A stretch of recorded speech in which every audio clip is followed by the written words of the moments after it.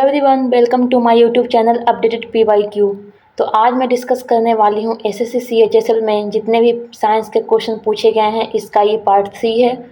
और इसके पहले मैंने पार्ट 1 एंड 2 दोनों अपलोड कर दिया है। तो अभी तक आपने उसे नहीं देखा है तो ज़रूर देखें, क्योंकि मैंने सारे क्वेश्चंस को कंप्लीट डिटेल्स में एक्सप्लेन किया है, जिससे आने वाले SSC के एग्ज़ाम्स में यहाँ से क्वेश्चन ज़रूर पूछे जा सकते हैं। और इसका एक और पार्ट 4 आएगा और इसके बाद ये स्टेज कंप्लीट हो जाएगा। तो सबसे पहले जो इस चैनल पे नए हैं वो चैनल को सब्सक्राइब कर लें और बेल आइकन को भी टच कर लें, ताकि नेक्स्ट वीडियो की नोटिफिकेशन मिलती रहेगी। और यहाँ पे मैं जो भी फैक्ट्स बताती हूँ वो एग्ज़ाम के लिए काफ़ी इम्पोर्टेंट होते हैं, तो वीडियो को लास्ट तक ध्यान से देखें। तो आइए वीडियो को शुरू करते हैं। तो हम लोगों ने क्वेश्चन नंबर 40 तक साइंस के पार्ट 2 में देखा था। अब हम लोग चलते हैं क्वेश्चन नंबर 41 पे। तो इसमें क्या है, what is produced by the reaction of acid and metal. तो इसमें पूछा जा रहा है कि जब एसिड एंड मेटल को रिएक्ट करवाएंगे तो किस चीज़ का फॉर्मेशन होगा। तो यहाँ पे राइट आंसर हो जाएगा हाइड्रोजन गैस एंड सॉल्ट्स का फॉर्मेशन होगा। तो यहाँ पे क्या देख रहे हैं कि जब मेटल और एसिड को रिएक्ट करवाते हैं तो किस चीज़ का फॉर्मेशन होता है, सॉल्ट एंड हाइड्रोजन का। तो यहाँ पे एक एग्जांपल देख लेते हैं कि जब मैग्नीशियम को रिएक्ट करवाया गया हाइड्रोक्लोरिक एसिड के साथ तो किस चीज़ का फॉर्मेशन हुआ, मैग्नीशियम क्लोराइड और हाइड्रोजन गैस का फॉर्मेशन हुआ। तो यहाँ पे मैग्नीशियम क्या है, एक मेटल है, और हाइड्रोक्लोरिक एसिड क्या है, एक एसिड है। तो इससे किस चीज़ का फॉर्मेशन हुआ, मैग्नीशियम क्लोराइड का, जो कि एक सॉल्ट है, एंड हाइड्रोजन गैस का फॉर्मेशन हुआ। तो इसका ये केमिकल रिएक्शन है। अब चलते हैं नेक्स्ट क्वेश्चन पे, क्वेश्चन नंबर 42। इसमें क्या पूछा जा रहा है, what is the wavelength range of visual light. तो इसमें पूछा जा रहा है कि विजुअल लाइट का वेवलेंथ का रेंज क्या होता है। तो इसमें राइट आंसर हो जाएगा 0.4 to 0.7 माइक्रोमीटर। तो यहाँ पे जितने भी रेडिएशन के टाइप्स हैं वो सारे का वेवलेंथ यहाँ पे दिया गया है, लेकिन यहाँ पे जो वेवलेंथ का मेजरमेंट है वो मीटर में दिया गया है, और जो ऑप्शंस में दिया गया वेवलेंथ का मेजरमेंट वो दिया गया है माइक्रोमीटर में। तो यहाँ पे क्या करना होगा कि अगर मीटर से कन्वर्ट करना है माइक्रोमीटर में तो हम लोग क्या करेंगे, जो मीटर में दिया गया वैल्यू है उसको 10⁶ से मल्टीप्लाई कर देंगे।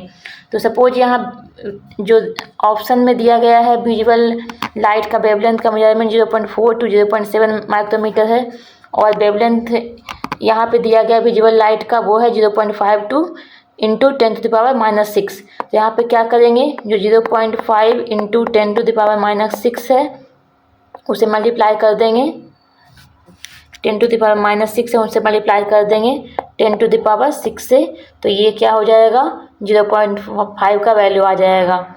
तो इस तरह से जितने भी यहाँ पे वेवलेंथ दिए गए हैं वो मीटर में है, तो उसे माइक्रोमीटर में अगर कन्वर्ट करना है तो उसे 10⁻6 से मल्टीप्लाई करना होगा। तो देख लेते हैं रेडियो वेव का कितना है वेवलेंथ, 10⁻3, माइक्रोवेव का है 10⁻2, इंफ्रारेड का है 10⁻5, अल्ट्रावायलेट रे का है 10⁻8, एक्सरे का है 10⁻10 और गामा रे का है 10⁻12। तो चलते हैं नेक्स्ट क्वेश्चन में, question number 43। Which of the following causes expansion and proliferation of cells. इसमें पूछा जा रहा है कि कौन से कॉजेज के कारण सेल्स में प्रोलिफरेशन और एक्सपेंशन होता है, डैट मीन्स सेल का साइज इंक्रीज कर जाता है। तो इसका राइट आंसर हो जाएगा टर्जर प्रेशर। तो टर्जर प्रेशर में क्या होता है, ये एक तरह का फोर्स है जो कब अप्लाई होता है। तो हम लोग देख लेते हैं कि सपोज ये सेल है और इस सेल को हम लोगों ने कहाँ पे रख दिया, ऐसे सॉल्यूशन में रख दिया जहाँ पे वाटर का कॉन्सेंट्रेशन, वाटर का अमाउंट ज़्यादा है। तो जब वाटर का अमाउंट बाहर में सॉल्यूशन में ज़्यादा होगा तो ये क्या होगा कि ये सेल के अंदर इंटर करेगा। तो जब सेल के अंदर इंटर करेगा तो ये सेल क्या हो जाएगा, ये सेल का मेम्ब्रेन है सपोज, और ये बाहर में क्या है, ये सेल वॉल है इसका। तो जब वाटर बाहर से अंदर की तरफ इंटर करेगा तो एक तरह का फोर्स अप्लाई होगा इसके सेल वॉल पे, अंदर से बाहर की तरफ।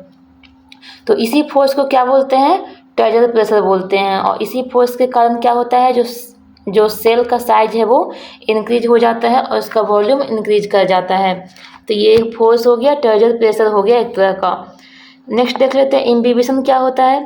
तो इसमें क्या होता है कि सपोज ये कोई सॉलिड है और ये जब बाहर का जो लिक्विड है वो जब एब्जॉर्ब करता है और उसके कारण इसका वॉल्यूम जब इंक्रीज करता है तो इस टाइप के डिफ्यूजन को क्या कहते हैं, इम्बिबिशन कहते हैं। चलते हैं नेक्स्ट क्वेश्चन पे। Question number 44, who was the first to develop the mathematical predictive heliocentric model of the solar system. तो इसमें पूछा जा रहा है कि जो सोलर सिस्टम का हेलियोसेंट्रिक मॉडल है उसे किसने दिया था। तो इसका राइट आंसर हो जाएगा निकोलस कॉपरनिकस ने दिया था।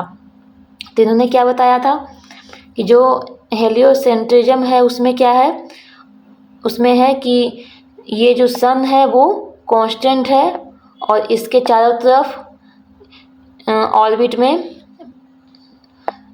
क्या मूवमेंट कर रहा है, प्लैनेट्स और अर्थ मूवमेंट कर रहा है। तो इसके थ्योरी को किसने दिया था, इसके मॉडल को किसने दिया था, निकोलस कॉपरनिकस ने दिया था। और ये कौन से ईयर में दिया था, ये दिया था 1543 ईस्वी में। तो चलते हैं नेक्स्ट क्वेश्चन पे। Question number 45, which type of electromagnetic radiation was discovered by John Wilhelm Ritter in 1801। तो इसमें पूछा जा रहा है कि 1801 ईस्वी में किस टाइप के इलेक्ट्रोमैग्नेटिक रेडिएशन का डिस्कवरी किया था जॉन विल्हेम रिटर ने। तो इसका राइट आंसर हो जाएगा अल्ट्रा वायलेट रेज का डिस्कवरी किया था। तो चलते हैं नेक्स्ट क्वेश्चन पे। Question number 46, what is the cell wall of bacteria made of. तो इसमें पूछा जा रहा है कि जो सेल वॉल होता है बैक्टीरिया का वो किस चीज़ से बना होता है, कौन से सब्सटेंस से बना होता है। तो इसका राइट आंसर हो जाएगा पेप्टिडोग्लाइकन।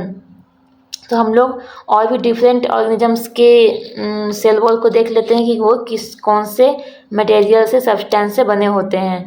तो बैक्टीरिया होता है उसका जो सेल वॉल होता है वो पेप्टिडोग्लाइकन से बना होता है। प्लांट्स होता है उसका सेल वॉल सेल्यूलोज से बना होता है और हेमिसेल्यूलोज और पेक्टिन से बना होता है। नेक्स्ट है फंजाई। फंजाई का सेल वॉल किस चीज़ से बना होता है, ये चिटिन और ग्लूकन से बना होता है। नेक्स्ट है एल्गी। एल्गी का सेल वॉल किससे बना होता है, ये बना होता है ग्लाइको प्रोटीन्स एंड पॉलीसेक्राइड से बना होता है। और डायटम्स का किससे बना होता है, डायटम्स का बना होता है सेल वॉल्स बायोजेनिक सिलिका से। तो हम लोग सेल वॉल होता क्या है, सपोज ये सेल है तो सेल के जो आउटर मोस्ट लेयर होता है वो सबसे पहले सेल मेम्ब्रेन होता है और इसके जो ऊपर का जो एक और लेयर होता है उसे ही सेल वॉल बोला जाता है। तो इस तरह से हम लोगों ने देखा कि डिफरेंट ऑर्गेनिजम्स का सेल वॉल किस चीज़ से बना होता है। चलते हैं नेक्स्ट क्वेश्चन पे। Question number 47, milk of magnesia is suspension of water. तो इसमें पूछा जा रहा है कि जो मिल्क ऑफ मैग्नीशिया होता है वो किस चीज़ का सस्पेंशन होता है, डैट मीन्स वो कौन से सब्सटेंस को वाटर में मिक्स करके मिल्क ऑफ मैग्नीशिया को बनाया जाता है। तो इसमें हो जाएगा राइट आंसर मैग्नीशियम हाइड्रोक्साइड को जब वाटर में मिक्स करते हैं तो क्या बनता है, मिल्क ऑफ मैग्नीशिया बनता है। तो चलते हैं नेक्स्ट क्वेश्चन पे। Question number 48, in 1812 who described the hypothesis that equal volumes of different gases contain equal members of molecules। तो इसमें पूछा जा रहा है कि कौन से साइंटिस्ट ने ये डिस्क्राइब किया था हाइपोथेसिस को 1812 ईस्वी में कि जब वॉल्यूम इक्वल होगा तो जो डिफरेंट गैसेस होंगे तो डिफरेंट गैसेस का इक्वल नंबर ऑफ मॉलिक्यूल्स होगा। तो सपोज कि ये एक कंटेनर है तो इसमें अगर दो कंटेनर है और दोनों में वॉल्यूम सेम है, सपोज ये ए है गैस और ये बी है गैस, तो कंटेनर का वॉल्यूम क्या है, सेम है, लेकिन क्या है ये डिफरेंट गैस है। लेकिन तो ये बोला जा रहा है कि अगर वॉल्यूम सेम होगा तो उसमें नंबर ऑफ उसके मॉलिक्यूल्स भी सेम होंगे। तो पूछा जा रहा है कि इसी हाइपोथेसिस को किसने दिया था 1812 ईस्वी में। तो इसका राइट आंसर हो जाएगा एमेडियो एवोगैड्रो। तो हम लोग और भी बहुत सारे हाइपोथेसिस को देख लेते हैं जिसे बहुत सारे अलग अलग साइंटिस्ट के द्वारा दिया गया है। सबसे पहला है बॉयल्स लॉ। तो बॉयल्स लॉ में क्या है, इसमें है कि अगर टेम्परेचर कांस्टेंट होगा तो जो वॉल्यूम है किसी भी गैस का वो इन्वर्सली प्रोपोर्शनल होगा प्रेशर के। तो इसमें क्या है बेसिकली कि अगर सपोज ये कोई गैस है ए, तो इसका अगर टेम्परेचर कांस्टेंट है तो इसका जो प्रेशर होगा वो इन्वर्सली प्रोपोर्शनल होगा वॉल्यूम के। तो मतलब प्रेशर को अगर इंक्रीज करेंगे तो वॉल्यूम क्या होगा, डिक्रीज करेगा।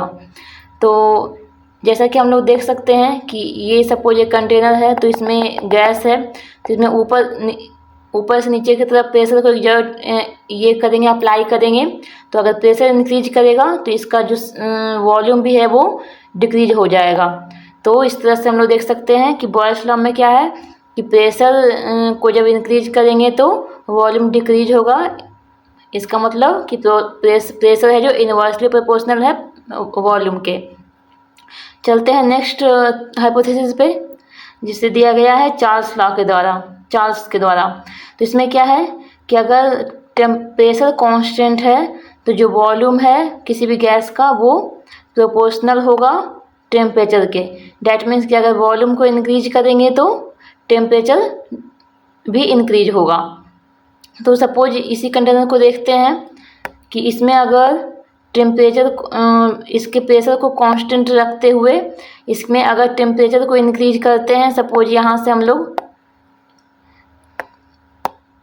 यहाँ एक कंटेनर है, इसमें हम लोग ने टेम्परेचर को इंक्रीज करना शुरू कर दिया। इसमें गैस है, टेम्परेचर को नीचे से इंक्रीज करना शुरू कर दिया।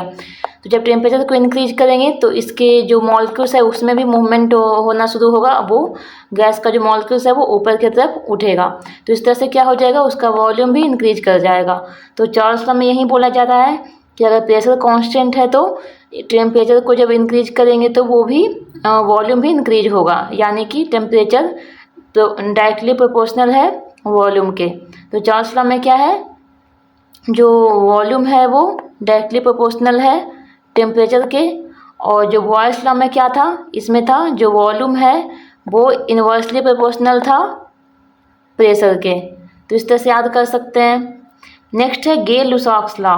तो इसमें क्या है कि जब वॉल्यूम को कांस्टेंट रखेंगे तो क्या होगा, जो प्रेशर है किसी भी गैस का वो होगा डायरेक्टली प्रोपोर्शनल टू टेम्परेचर। यानी कि वॉल्यूम अगर कांस्टेंट है, सपोज ये कंटेनर है, इसमें वॉल्यूम कांस्टेंट है, तो अगर टेम्परेचर को इंक्रीज करेंगे तो उसका क्या होगा, प्रेशर भी इंक्रीज होगा।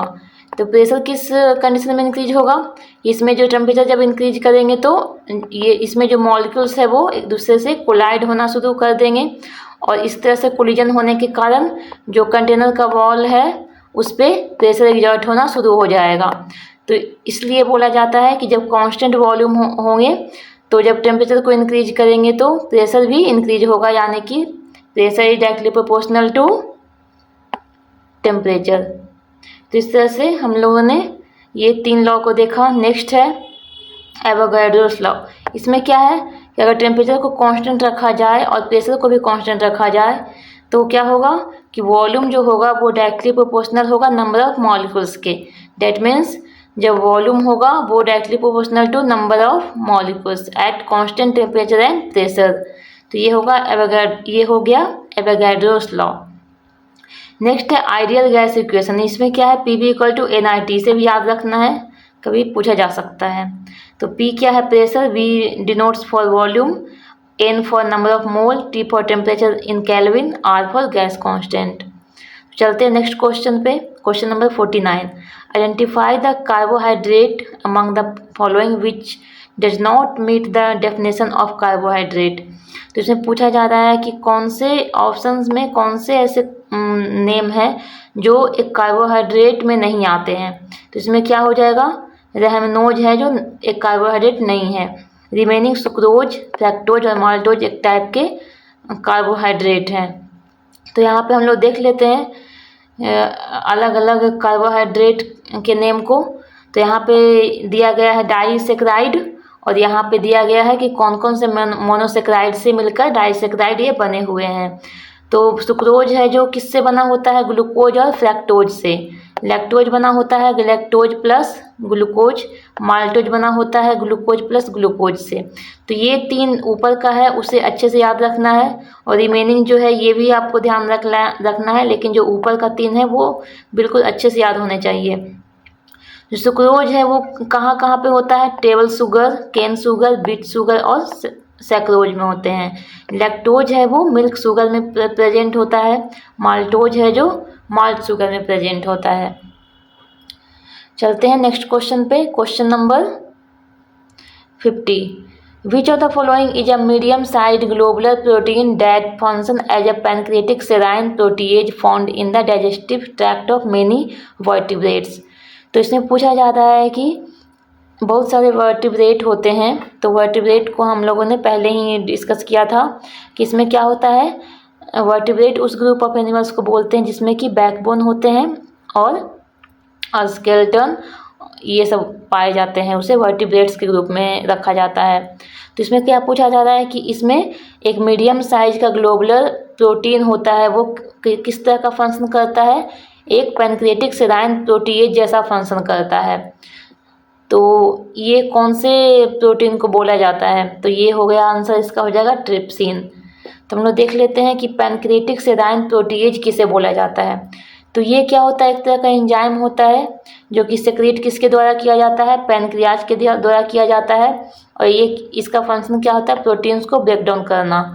तो इसमें और भी अलग अलग पैनक्रिएटिक सेराइन प्रोटीएज को देख लेते हैं। उसमें क्या है, एक है काइमोट्रिप्सिन जिसका फंक्शन होता है, ये भी एक है पैनक्रिएटिक सेराइन प्रोटीएज है। ट्रिप्सिन ये भी पैनक्रिएटिक सेराइन प्रोटीएज है, और इलास्टेज ये भी एक पैनक्रिएटिक सेराइन प्रोटीएज है जिसका फंक्शन होता है जो क्या किस तरह का फंक्शन करता है, इलास्टिन जैसा फंक्शन करता है। वो कहाँ पे प्रेजेंट होता है, कनेक्टिव टिश्यूज में। तो कनेक्टिव टिश्यूज क्या होते हैं, जैसे कि लिगामेंट हो गए, टेंडन हो गए, ये सब कनेक्टिव टिश्यू है, वहीं पे ये प्रेजेंट होता है।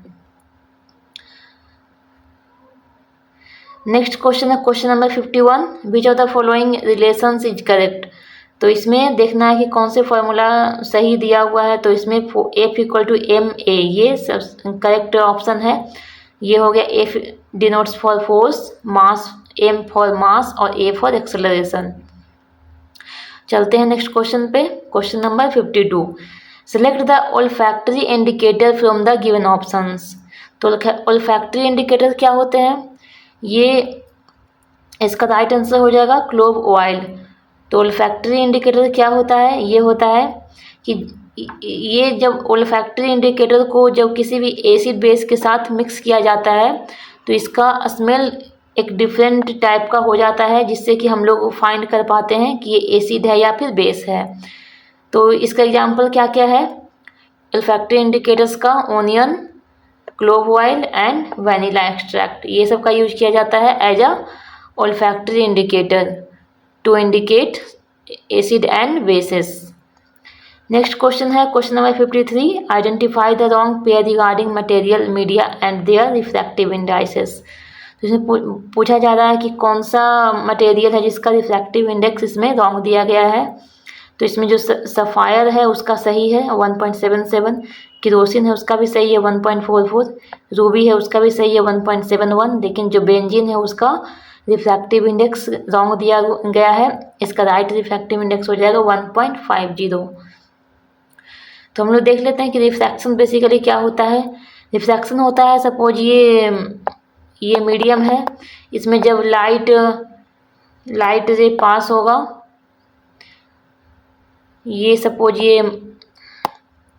ये मीडियम है, इसमें जब लाइट रे पास होगा तो अगर ये इसका जो मीडियम है वो डेंसर मीडियम में ये ट्रेवल करेगा, वन मीडियम हो गया, ये दूसरा मीडियम हो गया। ये जो दूसरे मीडियम में जो डेंसर अगर होगा तो इसका जो लाइट का रे है वो क्या हो जाएगा, बेंड हो जाएगा। तो इसी फिनोमेना को, इसी प्रोसेस को बोलते हैं रिफ्रैक्शन। जब वन मीडियम से दूसरे मीडियम में लाइट ट्रेवल करता है तो उसमें उसके वेलोसिटी में चेंजिंग आता है, और इस तरह से बहुत सारे उसमें चेंजिंग आते हैं, तो इस फिनोमेना को बोलते हैं रिफ्रैक्शन। तो रिफ्रैक्टिव इंडेक्स जो फाइंड किया जाता है उसका फार्मूला क्या है, C/V।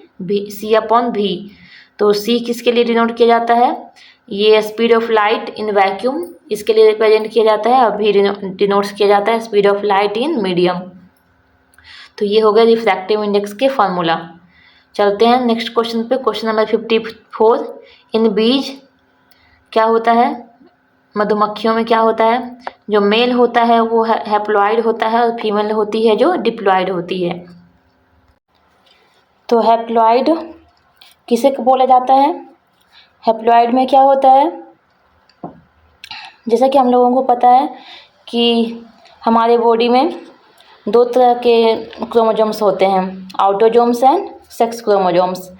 तो ह्यूमन बॉडी में कितने पेयर ऑफ क्रोमोसोम्स होते हैं, 23 पेयर। तो 1 से लेकर 22 तक किस टाइप के क्रोमोसोम्स होते हैं, ये होते हैं ऑटोसोम्स। और जो 23 नंबर ऑफ क्रोमोसोम्स होते हैं, 23 number pair, 23rd number of pair of chromosomes वो होते हैं सेक्स क्रोमोसोम्स। तो जो 23rd नंबर होते हैं वो मेल में क्या होते हैं, XY होते हैं, और फीमेल में क्या होते हैं, XX। तो इस तरह से हम लोग देख सकते हैं कि यहाँ पे जितने भी पेयर ऑफ क्रोमोसोम्स हैं उसमें 2-2 क्रोमोसोम्स होंगे, इस तरह से होंगे, 2-2 का पेयर होगा। तो इसे बोला जाता है हैप्लॉइड, 2 सेट्स ऑफ क्रोमोसोम्स। और यहीं जब XY है और XX है, ये जब सेपरेट होते हैं, ये XY अलग, तो ये इसमें क्या हो जाता है, सिंगल सेट ऑफ क्रोमोसोम्स हो जाता है, इसे बोला जाता है हैप्लॉइड। तो यहाँ पे क्या बताया गया है कि जो एग होता है और स्पर्म सेल होता है वो हैप्लॉइड होता है। जैसा कि हम लोगों ने देखा कि जो सेक्स क्रोमोसोम होता है XY और XX, ये जब सेपरेट होते हैं तो ये सिंगल सेट ऑफ क्रोमोसोम्स बन जाते हैं, तो इसी को बोला जाता है हैप्लॉइड। और जो डिप्लॉइड होता है वो क्या होता है, ब्लड सेल, स्किन सेल और मसल सेल, ये सब डिप्लॉइड होता है। तो जो ब्लड सेल और स्किन सेल्स और मसल सेल्स ये सब किससे बने होते हैं, ये ऑटोसोम से बने होते हैं, इसीलिए ये सब कैसे होते हैं, 2 सेट्स ऑफ क्रोमोसोम्स के बने होते हैं, इसलिए इसे बोला जाता है डिप्लॉइड। तो इस तरह से जो बीज होता है उसमें जो मेल्स होता है वो हैप्लॉइड होता है, उसमें सिंगल सेट ऑफ क्रोमोसोम्स होते हैं, और जो फीमेल होती है उसमें डबल सेट ऑफ क्रोमोसोम्स होता है, इसलिए इसे डिप्लॉइड बोला जाता है। तो आई होप कि आपने हैप्लॉइड और डिप्लॉइड को अच्छे से समझ लिया होगा। चलते हैं नेक्स्ट क्वेश्चन पे, question number 55। If an object of mass 2 kg is dropped from a height of 10 meters, then what will be the ratio of its potential energy and kinetic energy at the height of 5 meters। तो यहाँ पे पूछा जा रहा है कि suppose किसी 2 kg मास को ड्रॉप किया जाता है 10 मीटर हाइट से नीचे की तरफ, तो उसमें पूछा जा रहा है कि जब 5 मीटर हाइट पे वो पहुँचेगा तो इसका पोटेंशियल एनर्जी और काइनेटिक एनर्जी में रेशियो क्या होगा। तो इसमें जी का वैल्यू दिया गया है 10 मीटर पर सेकेंड स्क्वायर। तो हम लोग देख लेते हैं कि जो पोटेंशियल एनर्जी का फार्मूला होता है वो क्या होता है, पोटेंशियल एनर्जी इक्वल टू क्या होता है, ये होता है mgh। तो इसमें मास क्या है, मास है 2 kg, तो 2 हो जाएगा, जी का वैल्यू 10 दिया गया है, और h का हाइट कितना है, ये 5 मीटर पे पूछा गया है, तो हाइट हो जाएगा 5, तो इसका वैल्यू क्या हो जाएगा, 100 जूल हो जाएगा, क्योंकि ये एनर्जी है तो ये जूल हो जाएगा। नेक्स्ट है काइनेटिक एनर्जी को फाइंड करना है। तो काइनेटिक एनर्जी के लिए क्या फार्मूला होता है, kinetic energy equal to half mv²।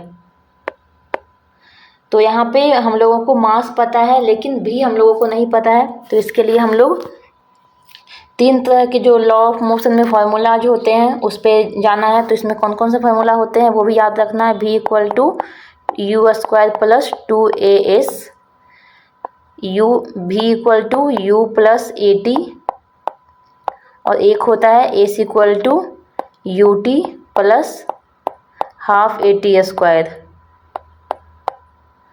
तो हम लोग जैसे कि इसमें देख रहे हैं कि यहाँ पे हम लोगों के पास भी को फाइंड करना है, तो और u क्या है, इनिशियल स्पीड है, तो इनिशियल स्पीड तो 0 हो जाएगा। और t का हम लोगों को टाइम का कुछ भी पता नहीं है, तो ये फार्मूला तो यूज नहीं होंगे। तो हम लोगों को कौन सा फार्मूला यूज करना है, फर्स्ट फार्मूला को यूज करना, v = e² प्लस 2as। तो v स्क्वायर इक्वल टू क्या हो जाएगा, u स्क्वायर, तो u का वैल्यू तो 0 हो जाएगा, प्लस 2 इंटू a का वैल्यू है, एक्सेलरेशन का वैल्यू है 10, और s का जो कि डिस्टेंस है उसका वैल्यू है हो जाएगा 5। तो इसका क्या हो जाएगा वैल्यू, 100 मीटर पर सेकेंड हो जाएगा। तो v स्क्वायर का वैल्यू हो गया ये, और इसी v स्क्वायर के वैल्यू को यहाँ पे पुट कर देंगे, तो हो जाएगा हाफ इंटू मास कितना है 2 kg इंटू v स्क्वायर का वैल्यू है 100। तो ये हो जाएगा 2 से 2 कैंसिल हो जाएगा, तो हो जाएगा ये 100 जूल। तो यहाँ पे देख सकते हैं कि पोटेंशियल एनर्जी का भी वैल्यू कितना आया, 100 जूल, और जो काइनेटिक एनर्जी है उसका भी वैल्यू 100 जूल ही आया। तो इस तरह से दोनों का अगर रेशियो निकालेंगे तो ये क्या हो जाएगा, ऑप्शन नंबर 1 ए हो जाएगा, दैट इज 1:1। तो ये हो गया है इसका आंसर, अंडरस्टैंड। तो चलते हैं नेक्स्ट क्वेश्चन पे, क्वेश्चन नंबर 56। क्वेश्चन नंबर 56 में है, विच of the following is not mutation based diseases. तो इसमें पूछा जा रहा है कि कौन सा डिजीज है जो म्यूटेशन बेस्ड डिजीज नहीं है। तो इसमें हो जाएगा मलेरिया, जो कि म्यूटेशन बेस्ड डिजीज नहीं है। और ये जो बाकी रिमेनिंग ऑप्शंस हैं, sickle cell anaemia, Down syndrome और फिनेली केटोनेरिया, ये सारे म्यूटेशन बेस्ड डिजीज है।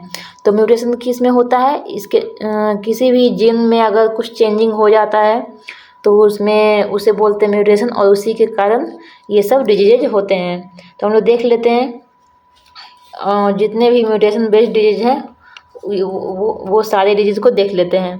तो सेक्स क्रोमोसोम से रिलेटेड कौन कौन से डिजीज हैं जिसमें म्यूटेशन होने से होते हैं।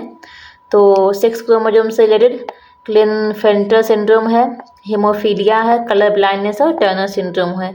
इसका मतलब है कि अगर एक्स जो कि फीमेल में होता है और XY मेल में होता है, तो ये दोनों में अगर कोई चेंजिंग आ जाता है, सपोज ये कभी ट्रिपल हो गया या फिर ये कभी इस तरह का हो गया, तो ये सब इसमें चेंजिंग आने के कारण, म्यूटेशन होने के कारण ये सब डिजीज होते हैं। तो ये हो गए सेक्स क्रोमोसोम से रिलेटेड डिजीज। अब देख लेते हैं autosomal chromosomes disease, that means जो 1 से 22 नंबर क्रोमोसोम्स का जो पेयर होता है उसमें अगर कोई चेंजिंग आ जाता है तो उसके कारण जो डिजीज होते हैं उसका ये लिस्ट है। तो इसमें कौन कौन सा होते हैं, Down syndrome, Patau syndrome, sickle cell anaemia और फेनाइल कीटोनूरिया। तो ये हो गए सारे म्यूटेशन बेस्ड डिजीजेज। चलते हैं नेक्स्ट क्वेश्चन में, question number 57। Who among the following discovered radio waves and confirmed Maxwell's theories and also become the first person to transmit and receive controlled radio waves in 1886। तो इसमें पूछा जा रहा है कि कौन से साइंटिस्ट ने रेडियो वेव्स को डिस्कवर किया एंड मैक्सवेल्स के थ्योरी को कंफर्म किया। ये कौन से ईयर में किया था, 1886 में। तो इसका राइट आंसर हो जाएगा हेनरिच हर्ट्ज। चलते हैं नेक्स्ट क्वेश्चन में, question number 58। Which of the following is a food borne disease called by consumption of contaminated food और बिवरेज। तो इसमें पूछा जा रहा है कि कौन सा डिजीज है जो कंटामिनेटेड फूड और बिवरेज के कंजप्शन से होता है। मीन्स अगर कुछ उस तरह से कुछ गंदे फूड्स हैं, बिवरेज हैं, कुछ पीने वाली चीज़ें हैं, वो सब को लेने से ये सब डिजीज होती है। तो इसका राइट आंसर हो जाएगा कोलेरा। नेक्स्ट क्वेश्चन है question number 59। Which of the following statements does not apply to force. तो इसमें पूछा जा रहा है कि फोर्स को अप्लाई करने से कौन सा स्टेटमेंट है जो, कौन सा फंक्शन है जो नहीं होगा, कौन सा एक्शन नहीं होगा। तो इसमें देख लेते हैं सारे ऑप्शंस को। Force can increase the mass of an object. तो यहाँ पे फर्स्ट ही ऑप्शन रॉन्ग है, क्योंकि हम लोगों को जैसा पता है कि मास को हम लोग कभी भी चेंज नहीं कर सकते हैं, वो लिविंग या फिर नॉन लिविंग हो, और ये किसी भी प्लेस पे हो, किसी भी प्लेनेट पे हो, कभी भी उसका मास में चेंजिंग नहीं आता है। तो ये यहाँ पे रॉन्ग हो जाएगा। Next and last question is question number 60। Which of the following muscles control the exit of food from the stomach into the small intestine. तो इसमें पूछ रहा है कि स्टमक से एग्जिट मतलब फूड को बाहर निकालना या फिर एंट्री के लिए कौन से मसल्स को यूज किया, कौन से मसल्स है जो इस प्रोसेस को कंट्रोल करता है। तो इसके लिए राइट आंसर हो जाएगा स्फिंक्टर। तो हम लोग डायग्राम में देखते हैं कि ये क्या है, यहाँ पे स्टमक है और स्टमक किससे कनेक्टेड होता है, इसोफेगस से कनेक्टेड होता है। ये एक जूम किया हुआ स्टमक का डायग्राम है। तो ये किससे कनेक्टेड है, इसोफेगस से कनेक्टेड है। तो हम लोग जब खाना खाते हैं तो इसोफेगस से हम लोगों का खाना कहाँ पे जाता है, स्टमक में जाता है। तो स्टमक में एंट्री के लिए इसोफेगस और स्टमक के बीच में यहाँ पे एक मसल्स होता है, उसे क्या बोलते हैं, यहाँ पे एक उसे बोलते हैं कार्डियक स्फिंक्टर, जिसका फंक्शन होता है फूड को इसोफेगस से यहाँ पे स्टमक में एंट्री करवाना। उस मसल्स का फंक्शन होता है, उस चीज़ को वो कंट्रोल करता है। फिर स्टमक से कहाँ जाता है फूड डाइजेस्ट होने के बाद, ये जाता है उसके बाद स्मॉल इंटेस्टाइन में। तो स्टमक से जब फूड एग्जिट होता है, बाहर जाता है, और कहाँ जाता है बाहर, स्मॉल इंटेस्टाइन में जाता है। तो वहाँ पे भी एक मसल्स होता है जो कि कंट्रोल करता है इस फंक्शन को। तो यहाँ पे जो स्फिंक्टर लगे होते हैं उसको क्या बोलते हैं, पायरोलिक स्फिंक्टर बोलते हैं। पायरोलिक स्फिंक्टर क्या करता है, फूड को एग्जिट करता है स्टमक टू इंटेस्टाइन में से भेजता है। तो इस तरह से देख सकते हैं कि दोनों पार्ट में यहाँ पे जब एंट्री होता है फूड का स्टमक में, और जब स्टमक से एग्जिट होता है फूड, दोनों पार्ट में एक मसल्स होता है जो कि इस फंक्शन को कंट्रोल करता है। तो इसीलिए इसका राइट आंसर हो जाएगा स्फिंक्टर। तो ये था एसएससी CHSL 2024 में जितने भी साइंस के क्वेश्चन पूछे गए थे उसका पार्ट 3। आई होप कि ये वीडियो आप लोगों के लिए काफ़ी बेनिफिशियल होगा। तो मिलते हैं नेक्स्ट वीडियो में। Thanks for watching my YouTube channel updated PYQ।